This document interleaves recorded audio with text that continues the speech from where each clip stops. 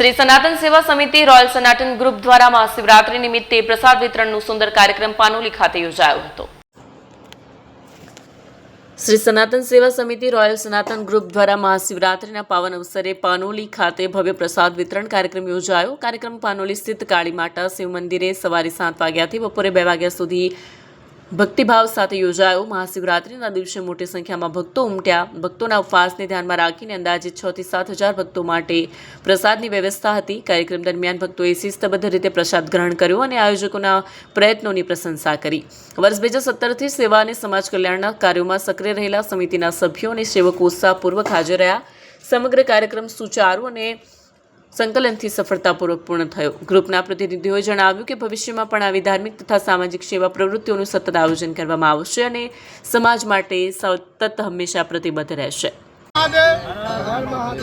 આજરોજ શ્રી સનાતન સેવા સમિતિ રોયલ સનાતન ગ્રુપ અંકલેશ્વર દ્વારા પાનોલી ખાતે આવેલ કાકરોલ કાલી શિવ મંદિર ખાતે શિવ મંદિરના રૂપે અને આજે શિવરાત્રિ હોય એના લીધે શિવ ભક્તો માટે પ્રસાદનું આયોજન કરવામાં આવ્યું હતું। આ પ્રસાદ વિતરણ કાર્યક્રમમાં અંદાજે 5 થી 7 હજાર પબ્લિક માટે પ્રસાદનું વિતરણ કરવામાં આવ્યું અને સનાતન ગ્રુપ આગળ પણ સેવા કાર્ય કરતા રહેશે।